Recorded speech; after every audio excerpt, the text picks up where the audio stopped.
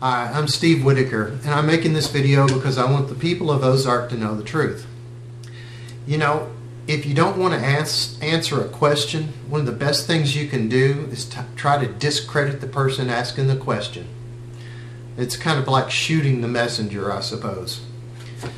And I've asked some questions that needed to be answered.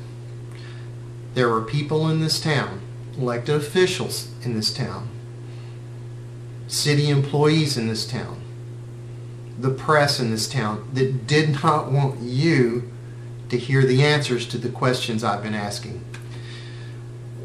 This is the reason that the city called an emergency meeting to deal with my Freedom of Information request I made. It was a fabricated crisis designed to discredit the person asking the questions. Because you were told by the newspaper that I had made more than 100 Freedom of Information Act requests. That wasn't true. This all got started because I wanted to know why a $9.5 million building project went $300,000 over budget and nobody seemed to be concerned about that. I also wanted to know why fire calls increased 460% in 1 year and nobody thought that was a problem. Folks, any business that has one of their expenses increased by 460% in 1 year, that's a problem. But nobody was asking why. So I asked why. So I started asking questions. In the first round of Freedom of Information Act requests I made, there were 22. And some of these questions were about the Aquatic Center and the cost. And I also requested at this time travel expenses for the street department, the fire department, the water department, the mayor, and the city clerk. The other questions that I asked were what elected officials has a city-owned credit or debit card, and what city employees have a debit or credit card. And the same question was asked, what elected officials have gas card and what city employees have a gas card. There were no hotel charges listed on the travel expenses for the fire department. This was a big red flag. Because if you ask me about my travel expenses, one of the first things I'm going to tell you is how much the hotel costs. But they were missing. So once I got the information about who had credit cards, I wanted to see how much was being spent on these credit cards. That's the natural progression of this information. Well, that was in March. And I was told by the city clerk, on advice of the city attorney, that they didn't have to provide me that information because it wasn't available in electronic format. It was just bank statements. That's all. This is what they called the emergency meeting over.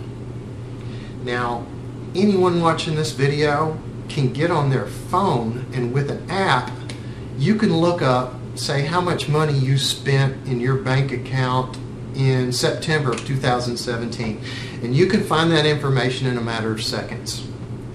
So I'm pretty sure that the clerk could have told me how much the fire department spent, say, in September of 2017 on their credit card. One of the most disturbing things that came from that was the city clerk and the city attorney basically threatened me with a huge financial burden. They threatened that I was going to have to pay for an employee to come in and get these documents prepared for me and then copy them at 25 cents a sheet, and there would be thousands of pages.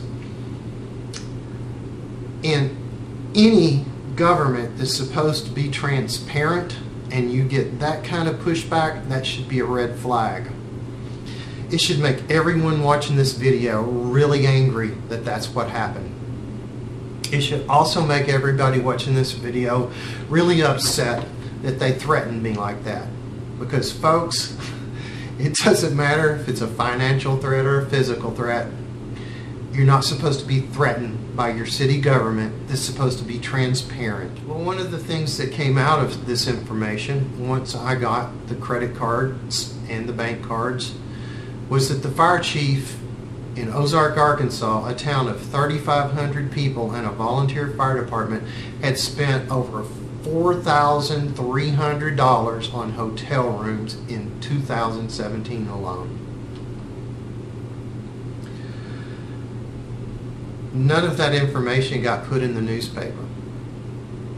None of your city councilmen seem to be concerned about that. In fact, nobody seemed to be bothered by this at all.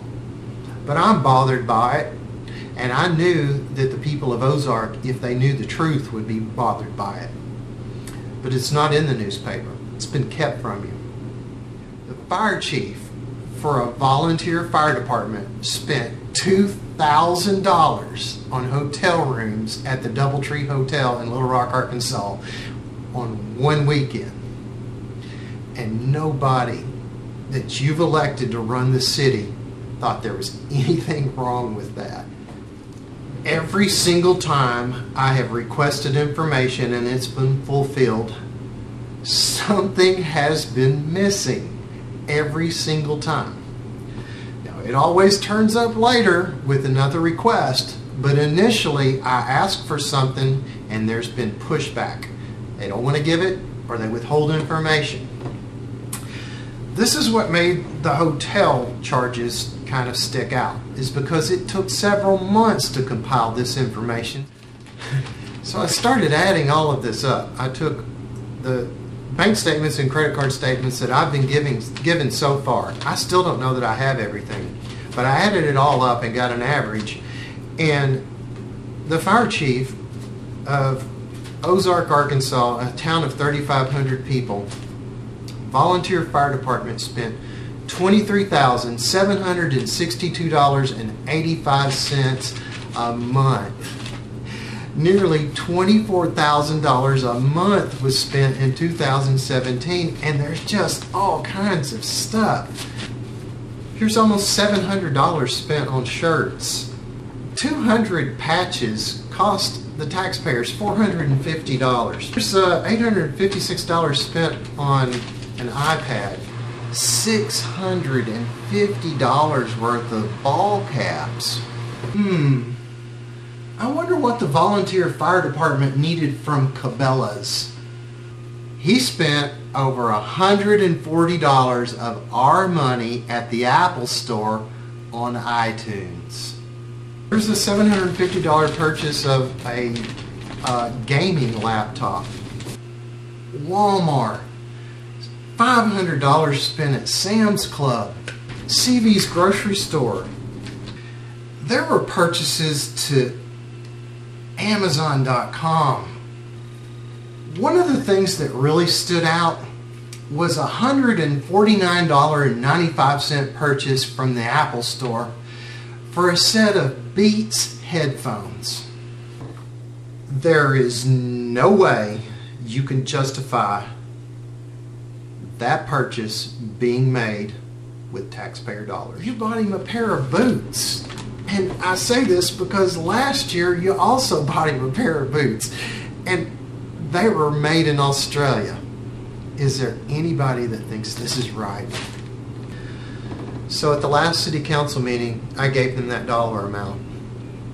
And the newspaper lady came over and wanted to clarify the dollar amount. And if you pick up a copy of The Spectator this week, it's not in there. They kept that information from you. So while I was talking to the reporter from The Spectator, Councilman Anderson rushed across the room and got between us to tell her that I had my numbers wrong. So I showed her the receipt from the Apple Store for the purchase of the Beats by Dre headphones. And Mr. Anderson proceeded to tell her that, and me, that I didn't know what I was talking about, because he had asked the person that had made that purchase, and they told him that it was a necessary equipment purchase in order to use the iPad. Now, I didn't get into it with him about why there was an iPad purchased in the first place, but I did suggest to Councilman Anderson that he use the Google machine to see what beats by Dre really are, because he had been lied to. There needs to be oversight and accountability in this city. The people you have elected to help run it don't seem to care. No matter what I present, there's always some rationalization why that money was spent. 200 patches, trips to the grocery store, $2,000 weekends in Little Rock. Information that I requested was withheld. There are elected officials in this town that are against transparency. They called an emergency meeting for a crisis that did not exist. They did this just to discredit somebody that was asking too many questions. The newspaper lied about the number of FOIA requests that I've made. The newspaper didn't report the $4,300 that the fire chief spent on hotel rooms last year. The newspaper didn't report the nearly $24,000 a month that was spent